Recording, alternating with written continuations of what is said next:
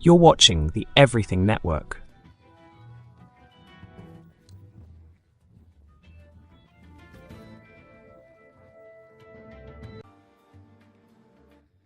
"1930 was a busy year in the history of organized crime.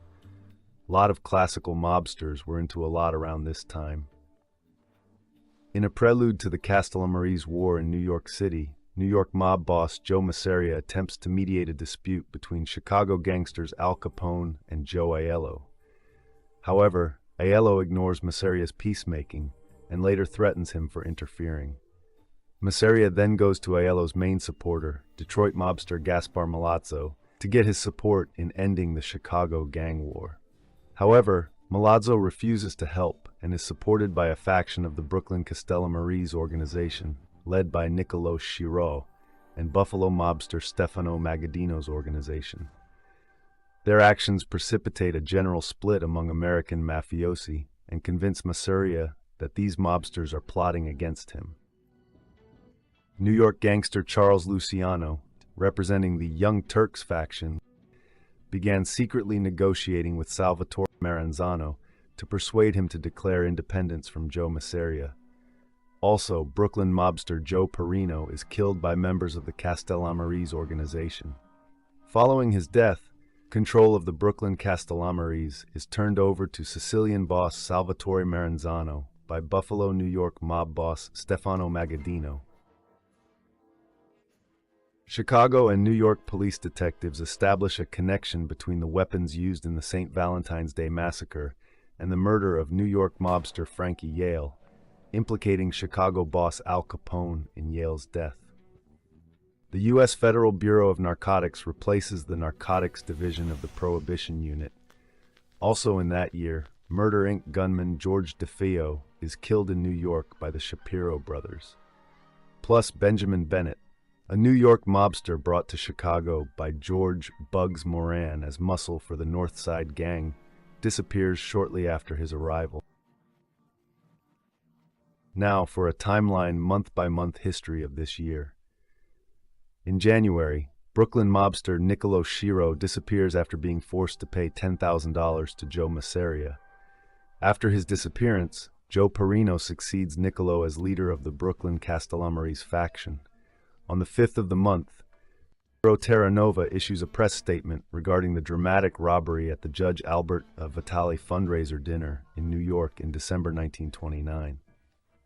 Terranova claims that he is being used as a scapegoat for the split in the New York Tammany Hall political organization.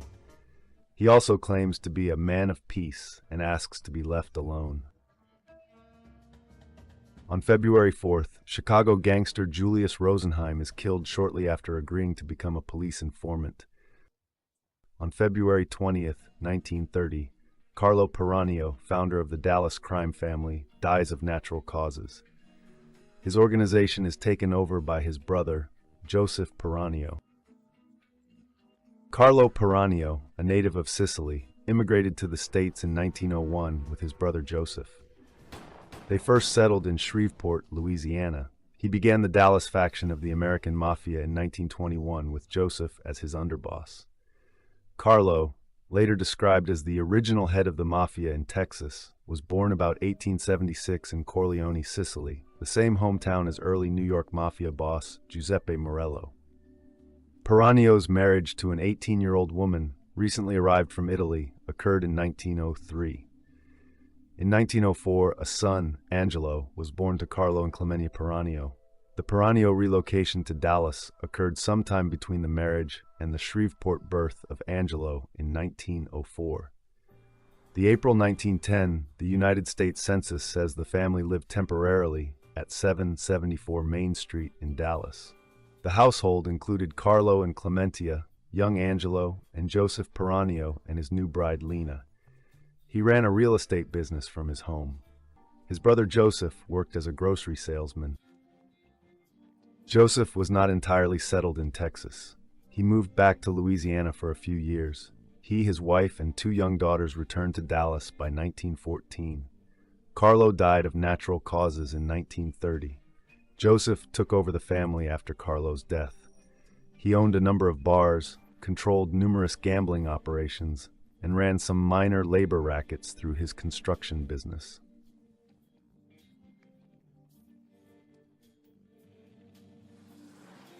On February 26th, Bronx mobster Tommy Reina is killed by a shotgun blast by mobster Vito Genovese while leaving his aunt's home. Tommy had long been a captain in the Morello crime family, being in charge of many men and operations within the Morello organization. As the Morello family fell into chaos during the 1910s, Reina, along with Salvatore D'Aquila and Joe Masseria, split off to form their own families. Thus, by 1920, he ruled as boss of his own crime family, controlling criminal operations in the Bronx and parts of East Harlem. His crime family held a monopoly over the icebox distribution in the Bronx. Reina's underboss was Tommy Gagliano, a former Morello gang member. In the late 1920s, Reina formed an alliance with Masseria, who had absorbed into his now powerful organization the remnants of the much weakened Morello family. In 1925, Salvatore Maranzano arrived in New York City and took over the Castellamare family that operated out of the Williamsburg, Brooklyn area. Reina switched sides and began supporting Maranzano. Masseria learned of Reina's betrayal and ordered Luciano to arrange Reina's murder. On the evening of February 26, 1930, Reina left his mistress Marie Ennis's apartment on Sheridan Avenue in the Claremont section of the Bronx, although other sources claim he was leaving his aunt's apartment after dinner. He was ambushed and shot in the head with a double-barreled shotgun, instantly killing him. Some suspect Vito Genovese, while others suspect Joseph Pinzolo as being the perpetrators. The two hitmen left the weapon under a parked car and escaped. On his body, police found a handgun and $804 in cash, which is equivalent to almost $15,000 in 2025. Reina's death was one of the many factors that started the Castellamarese War between Masseria and Maranzano. On March 14, 1930, the New York State Appellate Court orders the removal of Magistrate Albert Vitale due to his ties to organized crime figures, such as Ciro Terranova and Arnold Rothstein, and an unexplainable $10,000 deposit to his bank account. 3 days later, Al Capone returns to Chicago after being released from a Philadelphia prison to resume his war against mobster Joe Aiello. In April, Raymond Nugent, a bank robber and killer with the Egan's Rats gang of St. Louis, vanished in Florida. Egan's Rats was an American organized crime gang that exercised considerable power in St. Louis from 1890 to 1924. Its 35 years of criminal activity included bootlegging, labor slugging, voter intimidation, armed robbery, and murder. Although predominantly Irish-American, Egan's Rats did include a few Italian-Americans and some Jewish immigrants, most notably Max Big Maxie Greenberg. The gang was formed by Thomas Snake Kinney and Tom Egan. It became the dominant criminal organization in St. Louis around the turn of the 20th century, when they became noted as the worst political terrorists in the city. The Rats squeezed out the required number of Democratic votes at the polls. In addition to their election tactics, the Rats also engaged in union busting, armed robbery, and theft from railroads. By the mid-1910s, the gang had entered into bootlegging. By 1921, both Tom and Willie Egan were dead, and leadership of the crew passed to William Dint Colbeck. Egan's Rats soon went to war with the rival Hogan gang, whom they suspected of killing Willie Egan. After defeating the Hogans in a well-publicized war, the Rats turned to armed robberies rather than bootlegging as a chief source of income. In November 1924, 9 key members of the Egan gang were sentenced to long prison terms inside the feds for a mail robbery in Staunton, Illinois. While a few lower-ranking members of Egan's Rats still operated in St. Louis, they were finished by the fall of 1925. Remaining members of the gang who escaped imprisonment spread across the country. Some of the ex-Rats, led by Fred Killer Burke, were suspected of being involved in the St. Valentine's Day Massacre. The gang later made headlines when gang member Leo Vincent Brothers was convicted of the murder of Chicago Tribune reporter Jake Lingle in June 1930.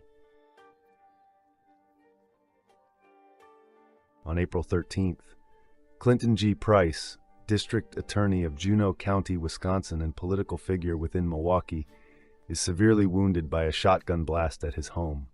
Price dies the following morning. A former sheriff's deputy was charged with Price's murder.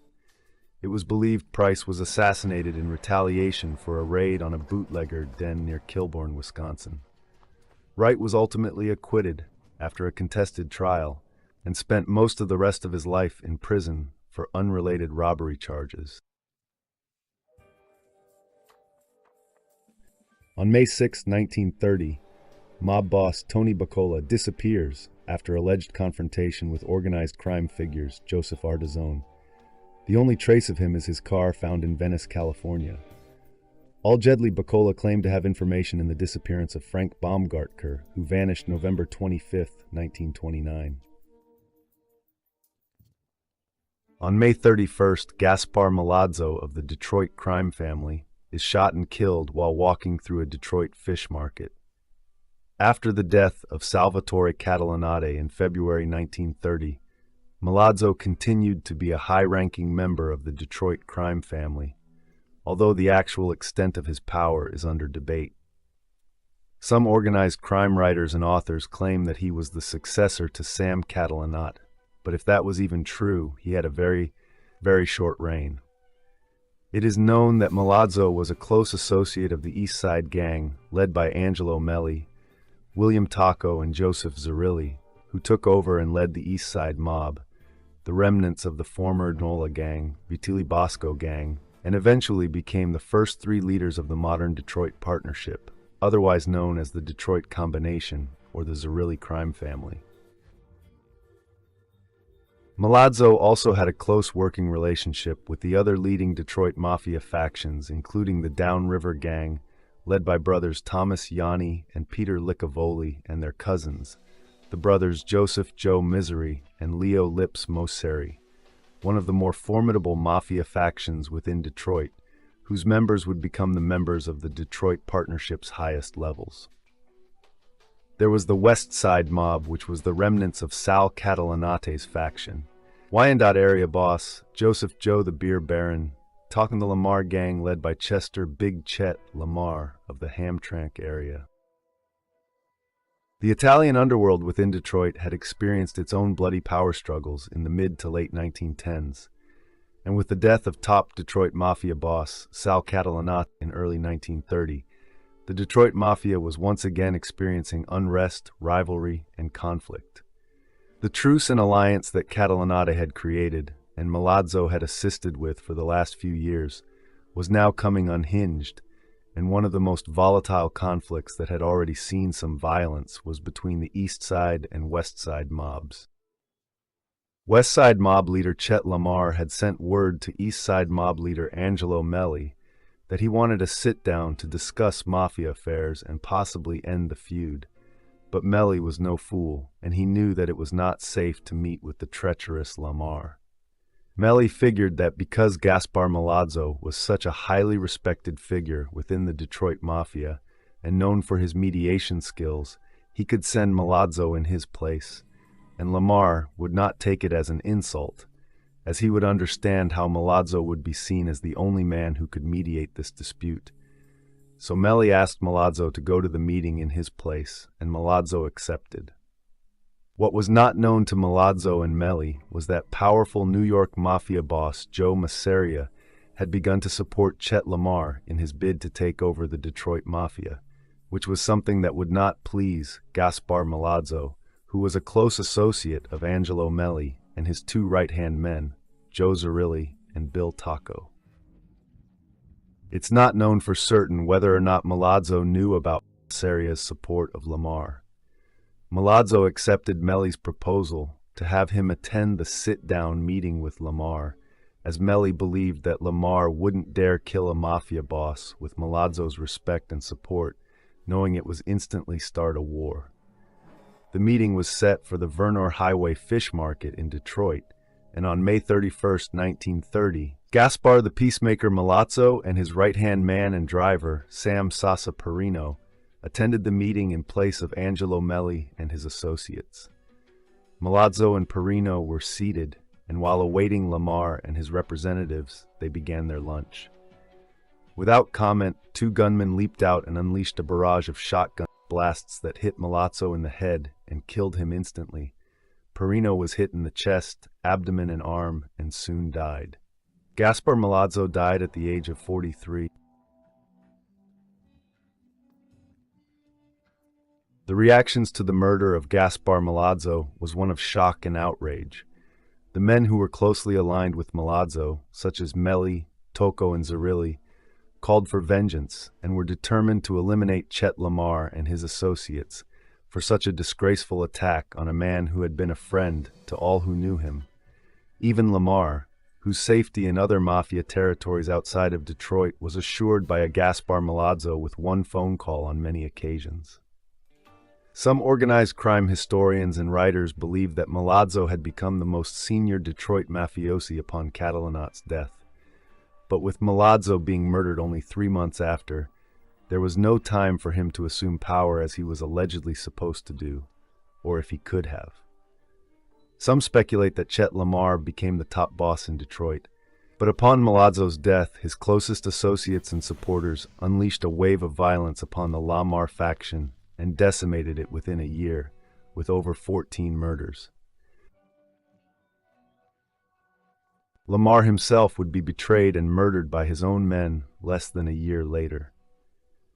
While some organized crime historians and crime scholars speculate that Milazzo's murder started the bloody Castellamarese War in New York City between Joe the Boss Masseria and Milazzo's associate Salvatore Maranzano, others dispute this based on the fact that close Maranzano associate and ally Gaetano Reina was murdered in New York on Masseria's orders 3 months prior to Milazzo's killing. But it is widely believed or considered to be the first volley within the nationwide Mafia war that lasted from 1930 to 1931, being that Milazzo and Perino were the first Castellamarese casualties of the war, and that it was this huge insult against the Castellamarese that cemented their resolve and motivated them to go to war against Joe the Boss. You're watching the Everything Network. A day later was the Fox Lake Massacre in Fox Lake, Illinois, where Vern Miller killed 3 and wounded 2 men in revenge for the disappearance and death of his friend Eugene Red McLaughlin in May 1930 by Al Capone and the Chicago Outfit. McLaughlin's body was found in the Chicago Canal.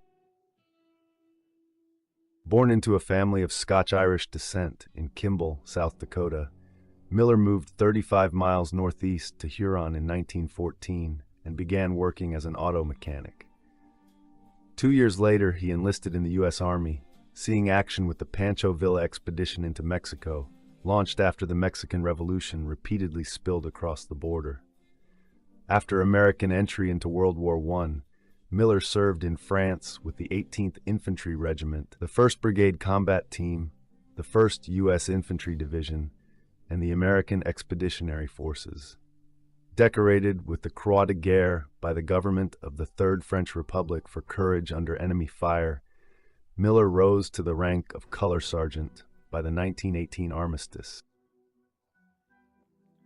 After being discharged from the military, Miller returned to Huron and joined the city's police force as a patrolman. Resigning from the Huron Police Department in May 1920, he ran for sheriff of Beadle County, eventually winning the election in November. Within 2 years, however, Miller reportedly tired of the job and fled the area in early 1922 after stealing $2,600 in county funds. Within a year, Miller was tracked down by investigators and convicted of embezzlement on April 4, 1923. While imprisoned at the South Dakota State Penitentiary, Miller became the warden's personal chauffeur. He was granted parole in November 1924. By the time of his release, Prohibition was in full effect in the country, and Vernon Miller readily entered the lucrative, although at times dangerous, occupational field of bootlegging. He was fined $200 for bootlegging by a Sioux Falls, South Dakota court in October 1925, but had a clear record for several years thereafter. During the late 1920s, after years of heavy drug abuse and suffering from advanced syphilis, Miller became increasingly unstable, and he was often given to unpredictable bursts of violence. He was indicted on February 3, 1928, for the wounding of 2 Minneapolis police officers, but the case against him was dropped owing to lack of evidence. As the end of the decade approached, Miller was widely known as a freelance gunman for Midwest bootleggers and racketeers. Due to Vern Miller's excellent marksmanship, allegedly there was a joke among the gangsters that Miller can sign his name with a Thompson submachine gun. According to declassified FBI files, Miller carried out contract killings for both Jewish and Italian-American organized crime organizations, such as Lepke Buckhalter of Murder, Inc., the Purple Gang of Detroit, and the Chicago outfit under Al Capone. On May 31, 1930, after the brother of a friend of Miller's, Eugene "Red" McLaughlin, was killed by members of Al Capone's Chicago outfit, McLaughlin's body was found in a Chicago canal. Vernon Miller tracked down 3 of the suspects to a resort hotel in Fox Lake, Illinois, and gunned them down on June 1st. Later known as the Fox Lake Massacre, this event was first attributed to members of George Moran's North Side Gang.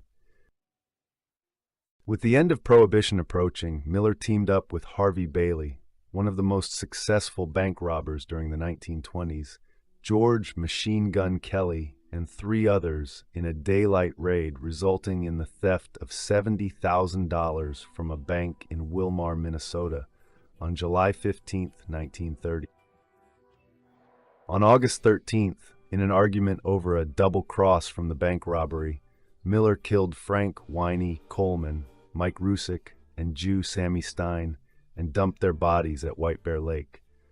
The murders did not seem to affect Miller's relationship with his accomplices, as he again participated with Bailey, Holden, Keating, Kelly, and Lawrence Duvall in robbing a bank in Ottumwa, Iowa, for $40,000 on September 9, 1930.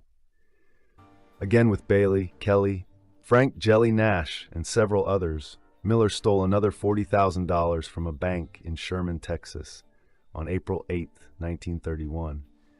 And on December 6, 1932, during a bank robbery in Minneapolis, 2 policemen were killed by the Miller gang. Following the Sherman bank robbery, Miller retired from armed robbery in favor of murder for hire, although he continued to keep in contact with his former partners. It was through these contacts, specifically Chicago mobster Louis Stachy, that Miller was hired to free former partner Frank Nash from federal custody while he was being transported to Leavenworth Federal Penitentiary. On June 17, 1933, Miller and several other unidentified gunmen ambushed federal agents as they arrived at Union Station in Kansas City, Missouri. After a brief yet violent gunfight, resulting in the deaths of Nash and 4 law enforcement officers, as well as the wounding of 2 others, Miller and the other gunmen fled the scene. Although FBI Director J. Edgar Hoover named Charles "Pretty Boy" Floyd and Adam Ricchetti as participants in the event, the remaining gunmen were never identified. In a subsequent conversation, Miller's former employer, Murder, Inc. leader Lepke Buckhalter, told FBI agents, "No one will have anything to do with Miller now. If he shows up, you will know about it." When an FBI agent asked whether Miller was at risk of being bumped off, Buckhalter responded with a knowing look, but said only, "I will have to look into that." After the Kansas City massacre, Miller fled to the East Coast, staying with New Jersey mobster Abner "Longies" Willman in New Jersey until he killed his Willman gunmen in an argument. Leaving for Chicago on October 23, 1933, Miller posed as a salesman for an optical supply house while living with girlfriend V. Matthias until federal agents raided her apartment on the morning of November 1st. Shooting his way out, however, he was able to escape from federal agents. A month later, on November 29th, a motorist discovered Vern Miller's body dumped in a roadside ditch outside Detroit, Michigan. He had been severely tortured by partial strangulation with a clothesline and beaten with a claw hammer. Miller appeared to have been the victim of a contract killing by the National Crime Syndicate. Although the motive for Miller's horrific murder remains unclear, probable causes include retaliation for the murder of a member of Zwillman's gang a month earlier, punishment for the Kansas City massacre, retribution for the Fox Lake massacre, or all of the above and then some. While being interrogated following his own arrest, former associate Machine Gun Kelly expressed a belief that the hitmen must have been people whom Miller knew and trusted. Miller never went any place without being armed, and never let anyone he did not know real well get close to him, on account of there being any number of people who would have taken him. The ones who did get him were real close to him. FBI agent Werner Haney told reporters, "We wanted Miller badly, but whoever killed him probably saved us from having to do it." Despite his lengthy criminal record, Vern Miller was buried with an honor guard from the American Legion and with full military honors in White Lake, South Dakota.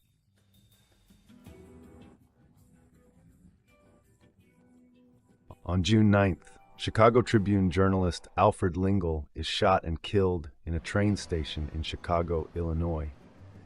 The Chicago newspapers would promise a $55,000 reward for information on the murderer.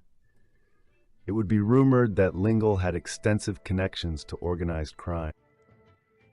Jake Lingle began his career in journalism in 1912. Lingle was known for his work as a legman covering gang-related crime stories. He reported from the scene by telephone to a writer at the Chicago Tribune office, and then that person would write up his story. During this period, Alfred made connections outside journalism, and while he earned $65 a week reporting, $1,065 in 2021 money, he had more than $60,000, close to $1 million in today's money, in the bank. In Chicago, on the afternoon of June 9th, 1930, Lingle left the Sherman House Hotel, where he had conversed with some power brokers, to catch the 1:30 p.m. train to a racetrack in Homewood, where he gambled on horses. On his way through the Randolph Street terminal, he was followed by two men. One of them, described as thin, with blonde hair and blue eyes, raised his .38 caliber pistol and shot Lingle once directly in the back of the head, killing him. To find the killer quickly, the Chicago Tribune told readers the newspaper would give them a $25,000 reward if they had information that led them to the killer. Other local newspaper companies said they would throw in an extra $30,000. In January of 1931, the police received a tip and arrested a man by the name of Leo Vincent Brothers from St. Louis, Missouri. Many people swore that he was Lingle's killer. Others, including Brothers himself, denied his involvement. Convicted, Brothers was given the minimum sentence for murder of 14 years, and he served 8 years of the sentence. Lingle's death brought to the public's attention his connections with gangsters. Lingle turned out to have been setting the price of beer in Chicago and involved in organized dog racing and gambling. He had maintained 2 homes plus a suite at the Morrison Hotel and had a 6-figure stockbroker account. High-placed friends of his in the police department resigned. Not only did people discover what Lingle's occupation really was, but they also learned about the gangs and about those with whom Lingle was associated.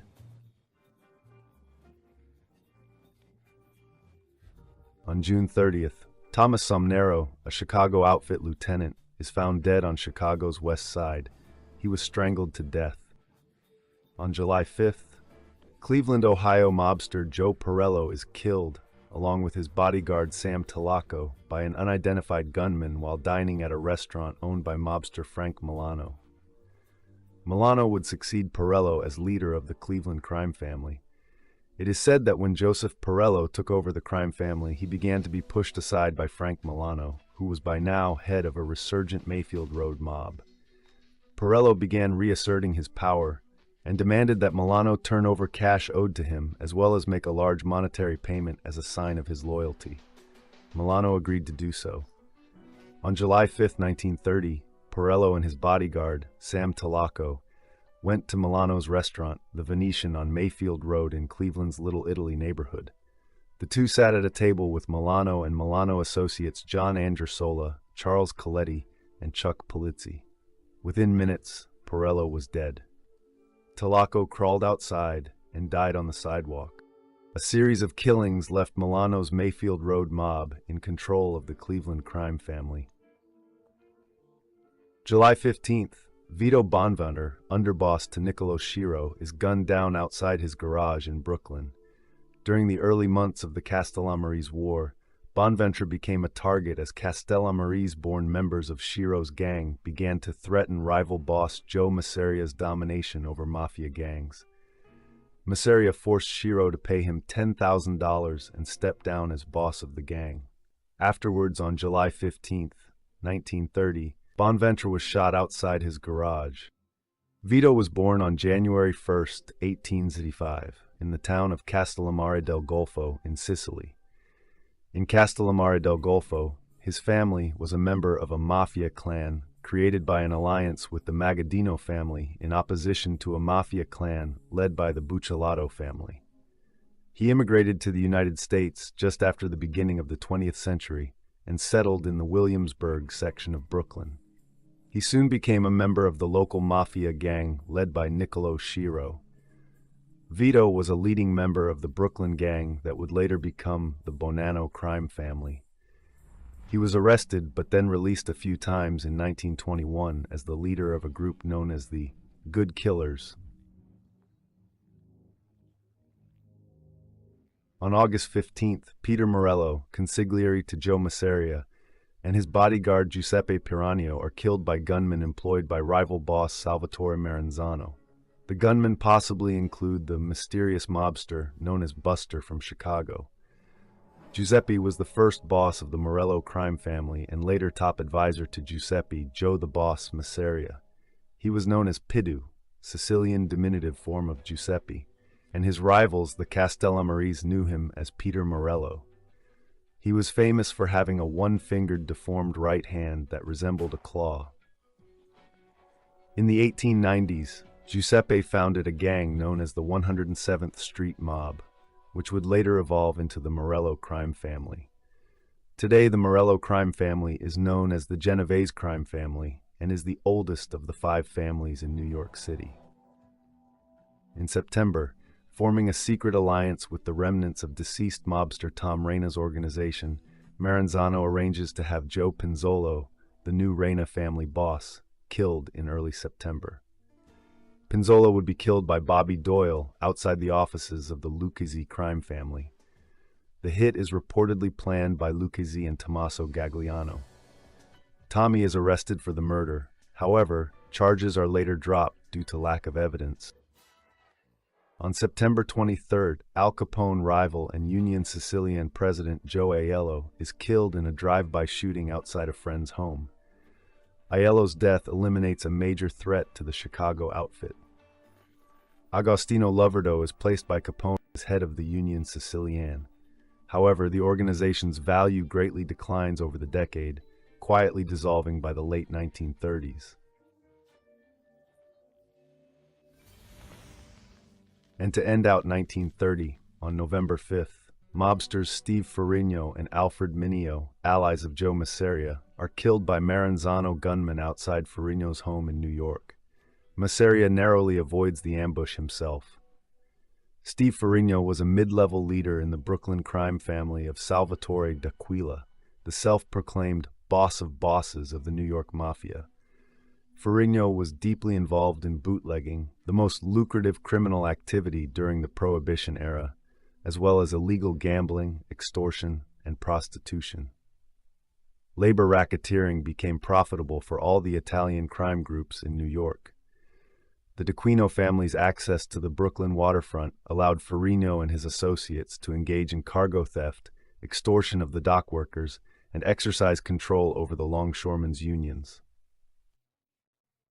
On November 4th, 1930, a meeting of Mafia supporters was held in Ferrigno's Bronx apartment at 759 Pelham Parkway South. In attendance were believed to be a number of top Mafia and Mineo crime family members, including Mineo, Charlie Lucky Luciano, Vito Genovese, Mafia, and Ferrigno himself. Maranzano faction members including Joe Profacci, Nick Capuzzi, Joe Velacci, and a hitman known only as Buster from Chicago were observing the meeting from an apartment Velacci had rented across the courtyard. According to Velacci, in the night of November 5, 1930, Steve Ferrigno and Al Mineo left the apartment and walked across the courtyard, and the Maranzano men mowed them down with gunfire.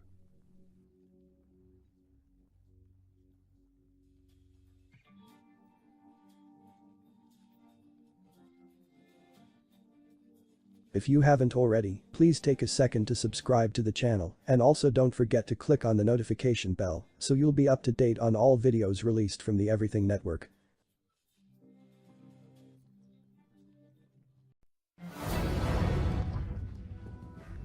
You're watching the Everything Network.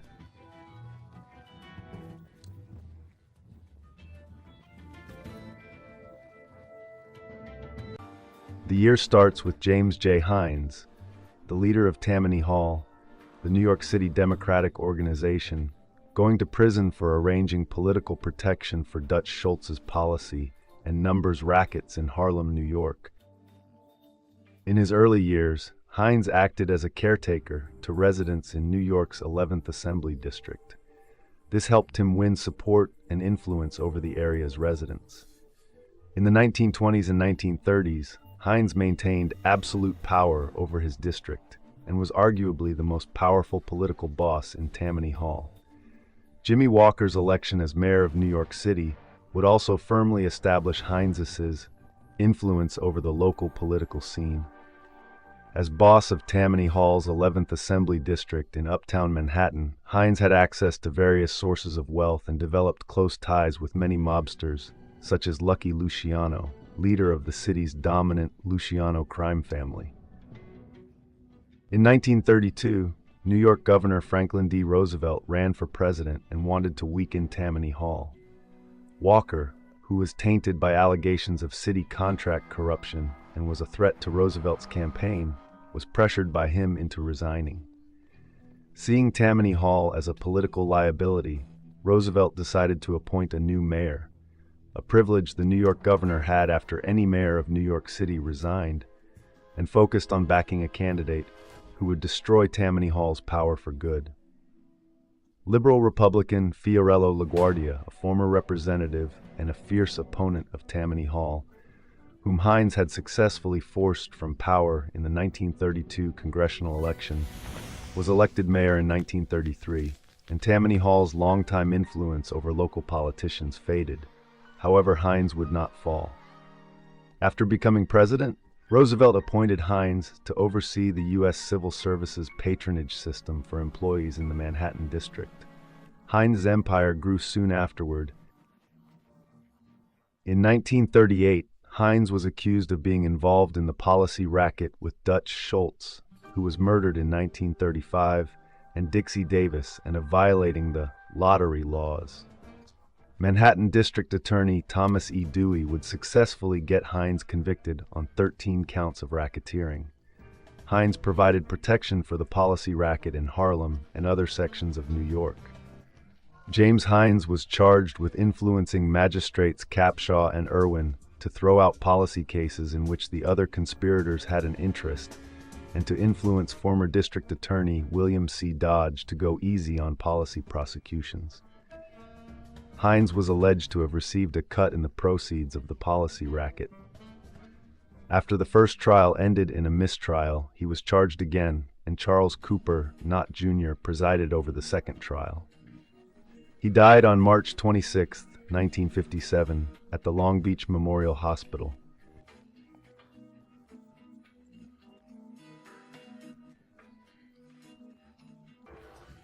Brooklyn mobster Seymour Blue Jaw Magoon agrees to become a government informant and provides information on the Murder, Inc. organization.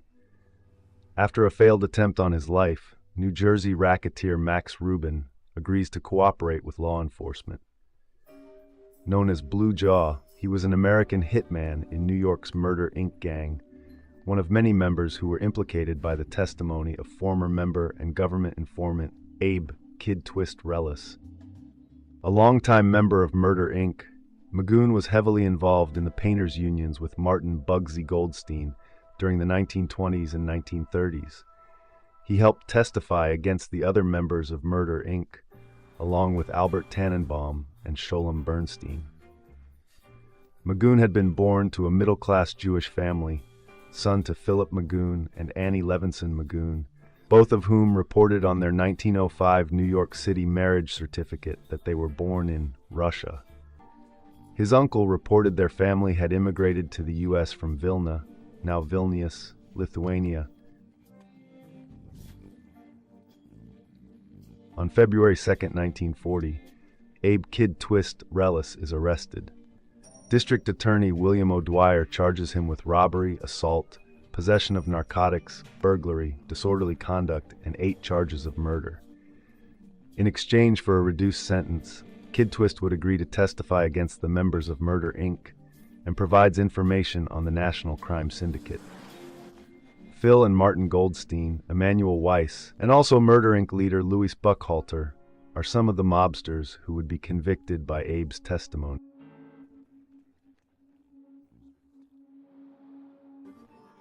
In April of 1940, George Scalise, New York labor racketeer and president of the Building Service and Employees International Union of New York, is indicted for extortion.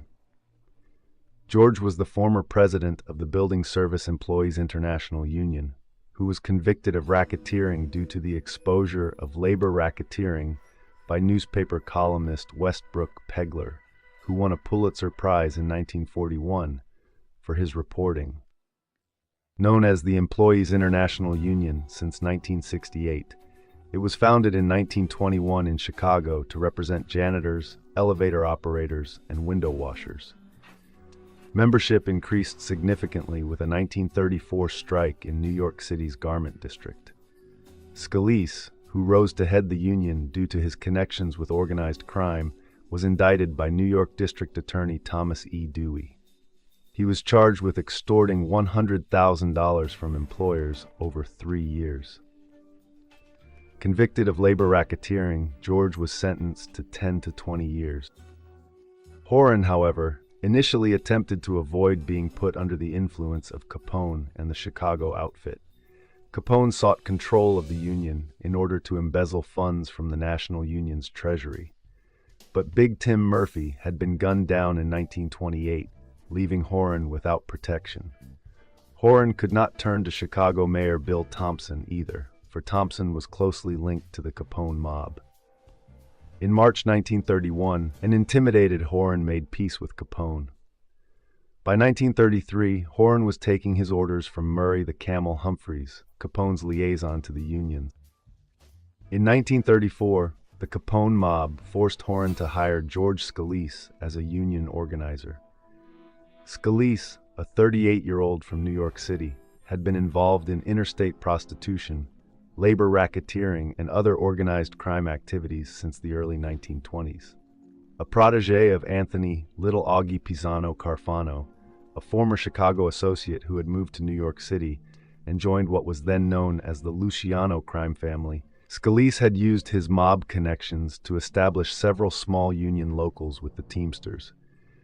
With Carfano's help, he then built several large locals of building janitors and elevator operators, began skimming members' dues and receiving kickbacks from employers, and then affiliated the locals with the union. In 1934, Scalise asked Carfano to use his Chicago mob connections to help become the Eastern representative for the union, a position which put him in control of all union locals on the East Coast. Horan agreed to the deal, and Scalise was not only appointed to the position, but Scalise also received 50% of the dues from any newly organized members in the East. In 1935, when the 5th vice president position on the union board of directors opened up due to a retirement, He worked with Carfano and Horan to win appointment to the position. Because of Horan's mob connections, the union grew tremendously during Horan's presidency. The mob received more money the more union members there were, so there was every incentive to bring in new members. Mob enforcers intimidated employers into permitting unionization of their employees, and existing locals swelled with members while new locals proliferated. The union grew from 10,000 members in 1932 to 40,000 members in 1936 and 75,000 members in 1939. On May 23, 1940, Murder Inc. members Harry Mayone and Frank Abendondo, based on the testimony of Abe Relis, are convicted of the 1937 murder of Brooklyn loan shark George Whitey Rudnick. While the decision would be overturned on appeal, a second trial would find them guilty and result in death sentences for both men.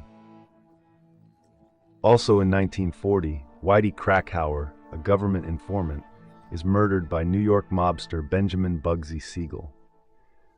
Whitey served as a hitman for Murder Inc. during the 1930s.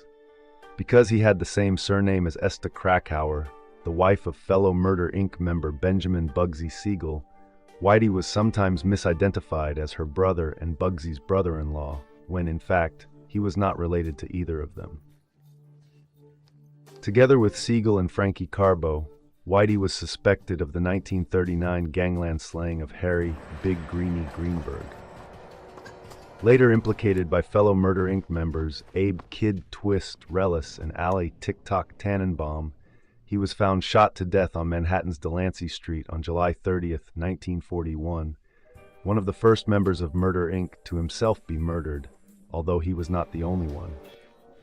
In the months around his death, Benjamin Tannenbaum, Sidney Shimmy Sals, Anthony Tony Romero Romanello, and possibly James Dizzy Farraco were also murdered. After this spate of killings, members of Murder Inc. began surrendering to authorities. In January of 1941, syndicate hitman Charles the Bug Workman, a suspect in the murder of Dutch Schultz, is imprisoned. In February, Emil Nizic, a minor organized crime figure involved in labor racketeering, is shot 3 times from behind and left in a gutter while on his way to a basketball game in Manhattan. On February 6th, Benjamin Benny the Boss Tannenbaum, an associate of Louis Buckhalter and Jacob Shapiro, is murdered while babysitting at a friend's house. Benny was involved in narcotics and the fur rackets, as well as a mob accountant. Tannenbaum was shot twice in the chest and killed while babysitting Heitner's 4-month-old baby. Seymour Bluejaw Magoon, a member of Murder Inc., was later brought into custody for Tannenbaum's murder. It has been speculated, as he had knowledge of Charles the Bug Workman's role in the 1935 gangland slaying of Dutch Schultz, that Tannenbaum may have been targeted as a potential informant during District Attorney Thomas Dewey's prosecution against Lepke Buckhalter. On June 12th, Murder Inc. members Harry Strauss and Martin Goldstein are executed by electrocution for the murder of gambler Puggy Feinstein. During his time under Murder Inc., Harry used a variety of methods, including shooting, stabbing with ice picks, drowning, live burial, and strangulation.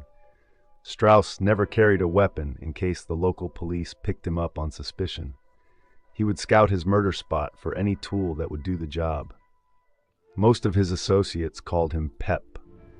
In the 1930s, he was committing assaults, larcenies, and drug dealing. He was arrested 18 times but was never convicted until he was found guilty of the homicide that sent him and fellow Murder Inc. hitman Martin Bugsy Goldstein to the electric chair. After hitman Abe Kid Twist Relis turned informant, Strauss was arrested for the murder of Irving Puggy Feinstein and at least 5 other known murders. Strauss tried to avoid conviction by claiming insanity in the courtroom. On November 12th, Abe Kid Twist Relis of Murder Incorporated mysteriously plummets to his death from his guarded hotel room after Albert Anastasia promises a $100,000 reward for his demise. It appeared he may have been trying to lower himself to the fifth-floor window underneath using two bed sheets tied together and then to a 4-foot length of wire that had been attached to a valve in his room. However, the wire knot to the valve came undone, and he fell to a second-floor outdoor landing, and newspapers dubbed him the canary who could sing but couldn't fly.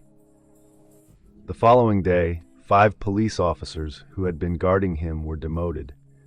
There was widespread speculation that he had been thrown or pushed out of the window, and the room had been arranged to look like he was trying to escape.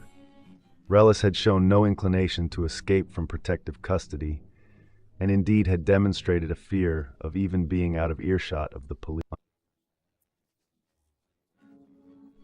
Frank Costello reportedly raised $100,000 to bribe these guards to kill Relis.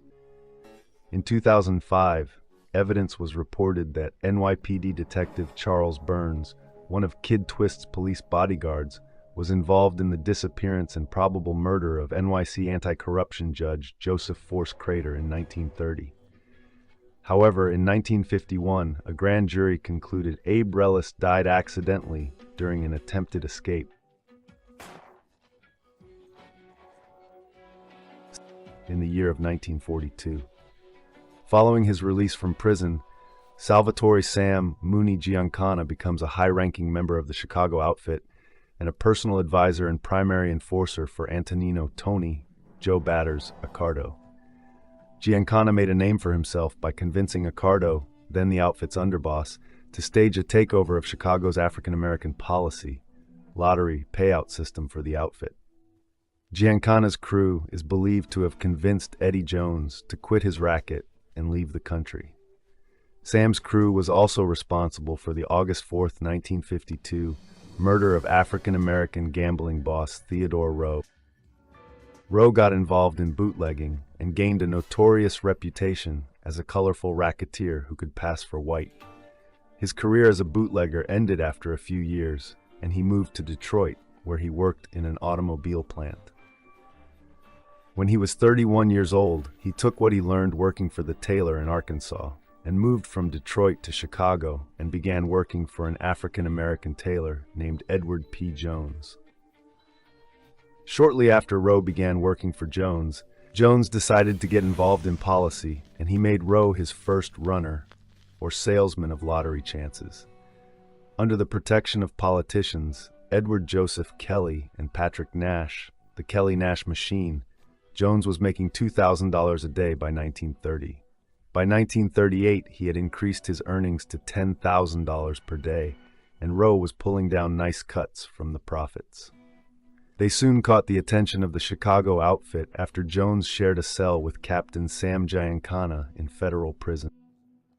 During their incarceration together, Giancana pumped Jones for information and was amazed by how extremely profitable illegal gambling in poor African-American neighborhoods was for the Jones brothers.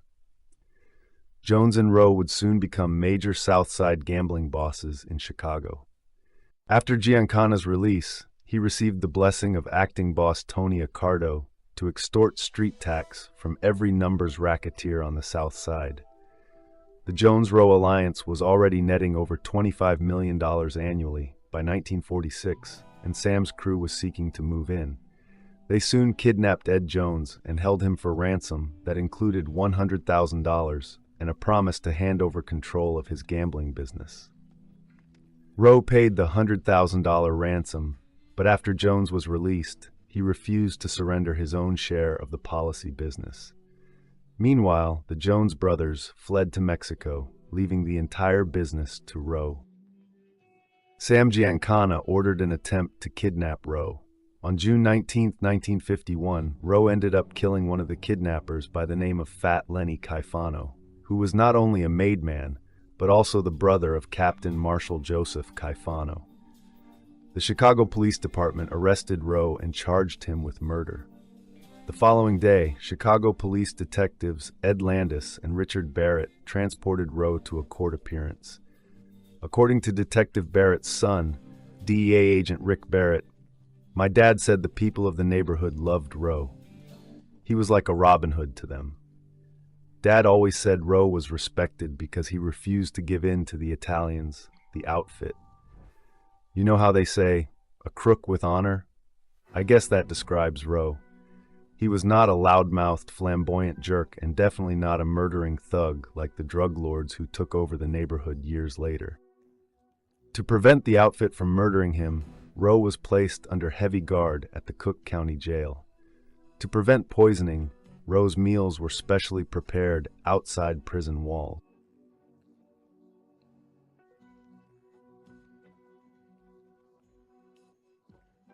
Also in the year of 1942, Eugenio Gene Giannini, a soldier for the Lucchese crime family, is apprehended by federal agents on heroin conspiracy charges.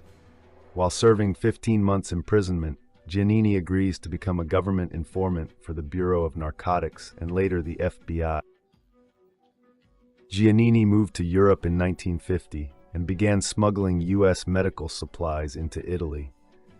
While in Italy, he formed a connection to Charles Luciano and began informing on Luciano to the Bureau of Narcotics.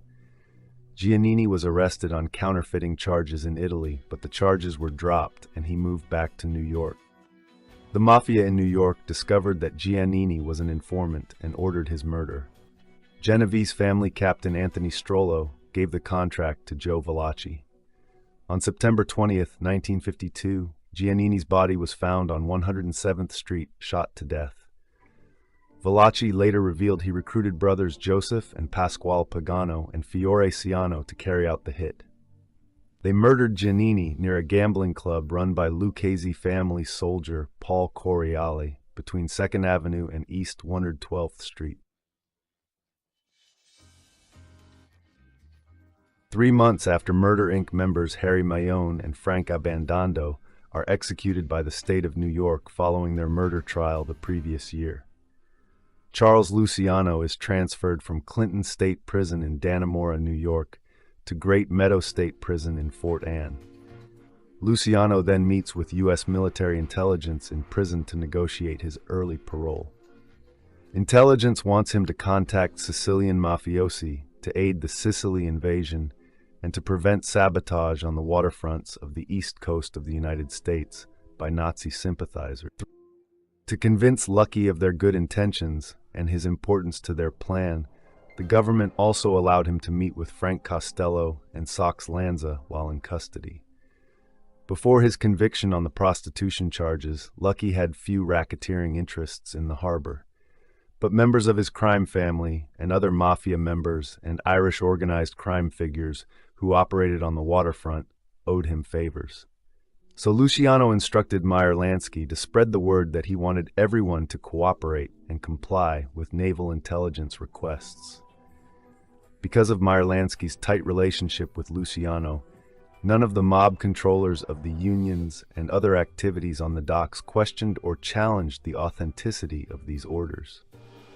Luciano had been in prison for 6 years and was ineligible for parole for another 24 years when the request from the Navy came. It was said by many sources that Lucky made it clear to his lawyer that they expected his aid to the government to lead to a sentence reduction, and that Luciano had another thought in the back of his mind, as he stressed to his lawyer and Lansky that he wanted his cooperation to be kept secret. The reason being is that Luciano was not a naturalized citizen and could be deported. He feared that Mussolini loyalists in Italy might kill or assault him if his wartime assistance was disclosed. Sources say that before the July 1943 Allied invasion of Sicily, Luciano's mob helpers found several Sicilians who aided naval intelligence in preparing maps of Sicilian harbors and digging up old photos of the island's coastline. The press news reports after the war that claim that Luciano had managed to contact and instruct Sicilian mafia leaders to assist in the invasion were said to be false, mainly because Luciano was out of touch with the Sicilian mafia, and neither they nor the American mafia made any significant contributions to the Allied victory in Italy. Luciano's intelligence would provide limited help to the war effort. On August 3, 1942, Morris Moe Wolensky, a lieutenant of Louis Lepke Buckhalter, was murdered. Many suspect that he misled Lepke about a deal to reduce his prison sentence during his 1939 trial. And to end out the year of 1942, Vincenzo Capizzi, former leader of the Pittsburgh crime family, reportedly succeeded by John Sebastian LaRocca in 1937, is arrested by FBI agents for conspiracy to violate the National Bankruptcy Act. Also in the year 1942, future mobsters such as Roy DeMeo and Gennaro Langella were born, and so was NYPD officer and Mafia hitman Stephen Caracappa.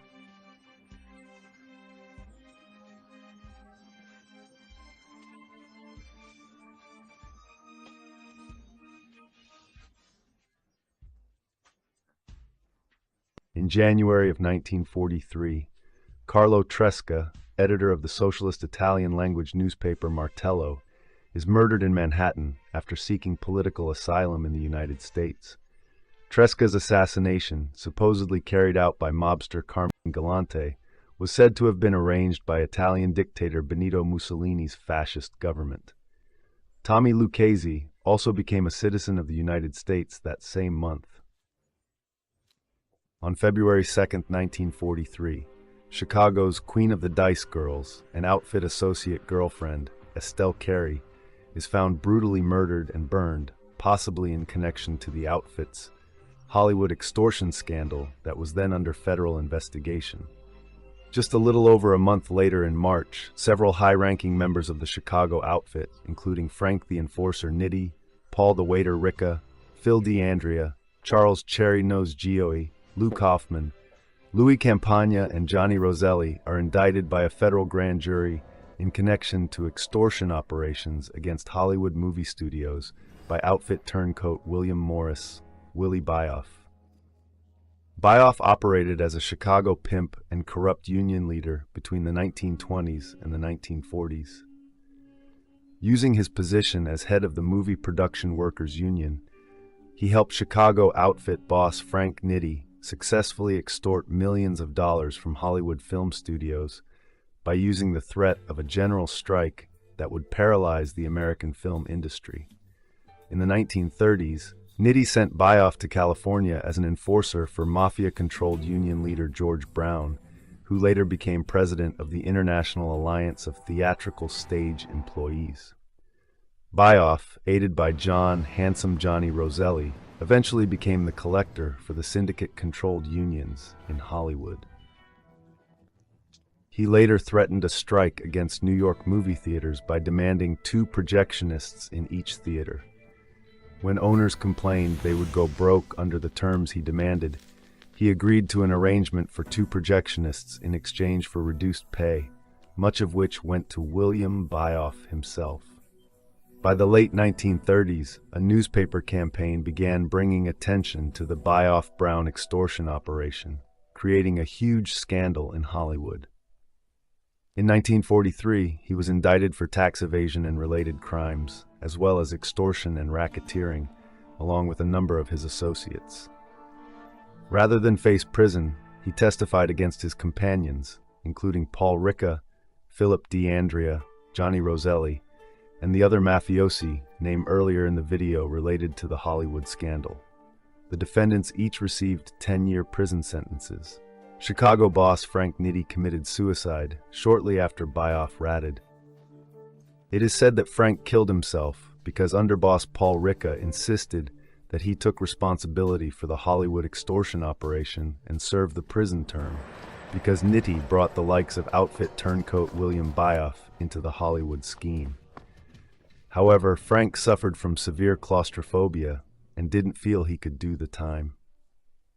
Tony Accardo would succeed Frank Nitti as the day-to-day boss of the organization, while Paul Ricca did his 10 years in prison. From the week of July 9th through July 17th, the Allied invasion of Sicily, Operation Husky, had ended in an Allied victory. Sicilian Mafia boss Calogero Vizzini allegedly helps the American Army during the invasion. In the U.S., the Office of Naval Intelligence, ONI, had recruited Mafia support to protect the New York waterfront from Axis powers' sabotage since the U.S. had entered the war in December 1941. The ONI collaborated with Charles Luciano and his partner Meyer Lansky, a Jewish mobster, in what was called Operation Underworld. The resulting Mafia contacts were also used by the U.S. Office of Strategic Services, OSS, the wartime predecessor of the Central Intelligence Agency during the invasion of Sicily. Popular myth has it that a U.S. Army airplane had flown over Vizzini's hometown Villalba on the day of the invasion and dropped a yellow silk handkerchief marked with a black L, indicating Luciano. 2 days later, 3 American tanks rolled into Villalba after driving 30 miles through enemy territory. Vizzini climbed aboard and spent the next 6 days traveling through western Sicily, organizing support for the advancing American troops. As General Patton's 3rd Division moved onward, the signs of its dependence on Mafia support were obvious to the local population. The Mafia protected the roads from snipers, arranged enthusiastic welcomes for the advancing troops, and provided guides through the confusing mountain terrain. Many historians are inclined to dismiss this legend nowadays. The American military government of occupied territories, looking for anti-fascist notables to replace fascist authorities, made Don Calogero Vizzini mayor of Villalba, as well as an honorary colonel of the U.S. Army. Because of his excellent connections, Vizzini also became the king of the rampant post-war black market. Egan relied on mafiosi who were considered staunch anti-fascists because of the repression under Benito Mussolini. Many other mafiosi, such as Calogero Vizzini and Giuseppe Genco Russo, were appointed as mayors of their own hometowns. Coordinating the AMGOT effort was the former lieutenant governor of New York, Colonel Charles Paletti, whom Luciano once described as one of our good friends. The U.S. military grants Michele Navarra, the mafia boss of Corleone, permission to collect abandoned military vehicles left by the Italian army during the Allied invasion of Sicily. On October 28th, former leader of the New Orleans crime family Carlo Matranga dies in Los Angeles, California of natural causes. On March 4th, Murder Inc. leader Louis Buckhalter is sent to the electric chair and executed by the state of New York. He is the last member of Murder Inc. to be executed. Emmanuel Mendy Weiss was executed the same day. On April 22nd of 1944, Frank Abate, a major racketeer of Calumet City, Illinois, who has been missing since February 24th, is found murdered near Hot Springs, Arkansas. According to sources, Abate was killed with a bullet in the face. His nude dead body on the side of a road in Hot Springs, Arkansas. Agrusa was the Chicago mob's captain in charge of Calumet City, Illinois. Agrusa lived peacefully in Calumet with his daughters and wife Patricia Clark. Abate supervised the Oak Lawn racing track, where he also kept horses. St. Louis boss John Vitale's war with Springfield boss Francesco Frank Zito in the early 40s for territory in southern Illinois, where Agrusa was on the wrong side, caused his death. He was killed by Frank One-Ear Fratto for moving into Zito's Springfield territory. On April 23, 1944, Rocco Perry disappeared, never to be seen again. He was last seen alive in Hamilton at the home of a cousin by the name of Joe Surge on Murray Street West.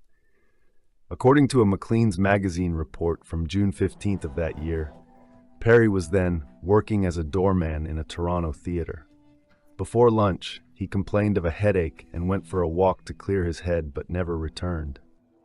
Perry specialized in exporting liquor from old Canadian distilleries, such as Seagram and Gooderham and Wirtz, to the United States, and helped these companies obtain a large share of the American market, a share they kept after Prohibition ended in Ontario in 1927 and the United States in 1933. Perry sold alcohol to the Chicago outfit via the Purple Gang of Detroit, and he was described as the largest source of Canadian whiskey in Chicago.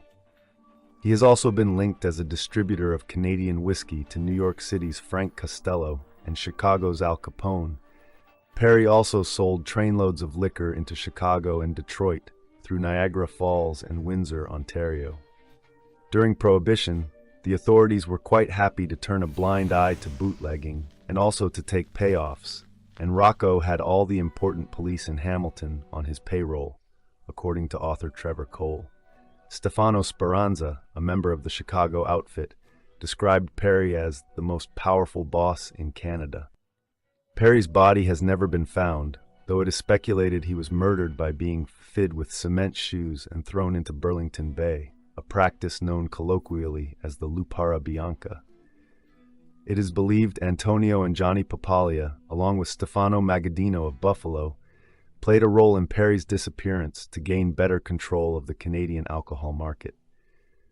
In 1944 or 1945, the Papaglias hunted down and killed all of Perry's allies, such as June Durso and Louis Wernick, which completed Magaddino's control of the Ontario Underworld. The Royal Canadian Mounted Police concluded in 1954 that they won't find his body until the bay dries up. After Perry's disappearance, 3 of his former lieutenants, in addition to Papaglia and Giacomo Lupino, began answering to Magaddino in Buffalo: Tony Silvestro, Calogero Bordonaro, and Santo Schibetta, known as the Three Dons.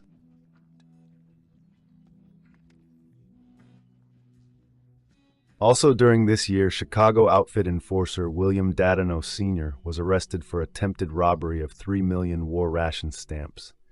Dadano was a member of the 42 Gang, a local street gang from Maxwell Street on Chicago's west side. Gang members included such future outfit heavyweights as Sam Giancana and Sam Battaglia. Dadano lived in North Riverside, Illinois with his wife Mary and 5 children. He never had a legitimate means of employment or business known to the FBI. By 1936, at age 24, he had accumulated an extensive criminal record in the 42 Gang, including 9 counts of bank robbery, larceny, and auto theft. Giancana and Battaglia eventually recruited William into the Chicago outfit. In 1944, he was arrested for attempting to steal 3 million war ration stamps. While police suspected that the outfit was behind this crime, Dadano refused to name his accomplices. After World War II, he became a leading enforcer for the outfit. He also controlled illegal gambling operations in DuPage, Will and Kane counties, and in the Chicago suburbs of Cicero and Berwyn. A day later, Vito Genovese, eluding U.S. authorities for over a decade following his indictment for the 1934 murder of Ferdinand Baccia, is finally apprehended in Italy and deported back to the United States to stand trial. However, shortly after his arrival on June 1, 1945, the government's star witness dies of an overdose of sedatives while in protective custody.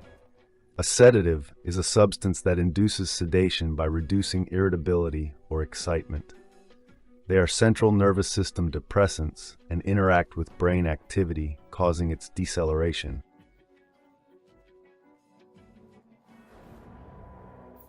And finally, in October of 1944, Cleveland crime syndicate member Alfred Polizzi pled guilty for failing to pay federal liquor taxes, and following his release from prison in 1945, he retired to Coral Gables, Florida, and John Scalish assumes Polizzi's role as head of the Cleveland crime family, just shortly after Polizzi's imprisonment.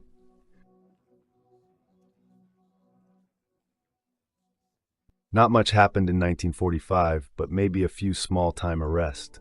However, Vito Genovese, after living in Sicily for several years, returns to the United States. He is finally tried for the 1937 murder of Ferdinand Baccia and is acquitted.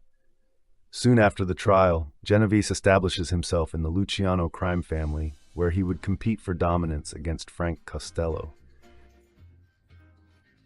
And on February 24, 1945, Cleveland racketeer Nathan Weisenberg, the slots king of Ohio, whose monopoly on vending and slot machines stretches as far as Arizona and Colorado, is murdered by members of the Cleveland crime syndicate.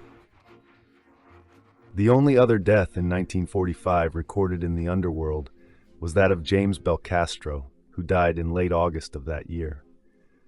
Known as King of the Bombers, Belcastro was highly skilled at constructing improvised explosive devices.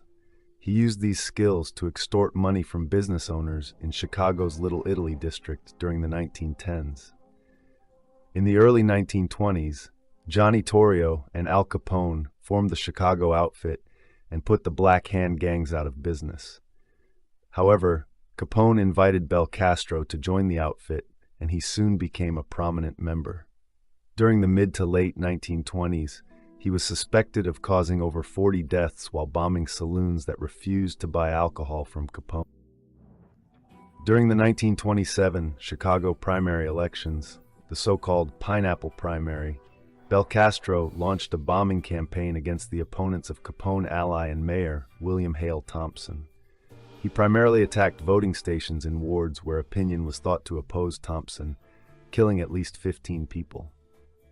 Lawyer Octavius Granady, an African-American who dared challenge Thompson's candidate for the African-American vote, was chased through the streets on polling day by cars of gunmen before being shot dead. Belcastro was arrested in October of 1927 and charged with Granady's murder. His co-charged included 4 policemen. All charges were dropped after key witnesses recanted their statements. By the end of the 1920s, the Chicago Crime Commission had listed Belcastro on its famous public enemies list. On January 11, 1931, Belcastro was shot 5 times in the head and body. An indication of the attitude of the police to Capone's organization was that they suggested the attack came because Belcastro was an independent operator. Later in 1931, he was considered a suspect in the murder of bootlegger Matt Kolb, but was never charged. Throughout the 1930s and 1940s, Belcastro continued to rise in the outfit and ultimately became one of its top enforcers.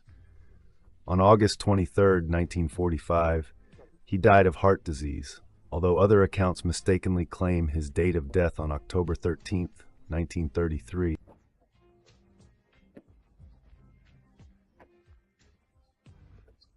If you haven't already, please take a second to subscribe to the channel, and also don't forget to click on the notification bell so you'll be up to date on all videos released from the Everything Network.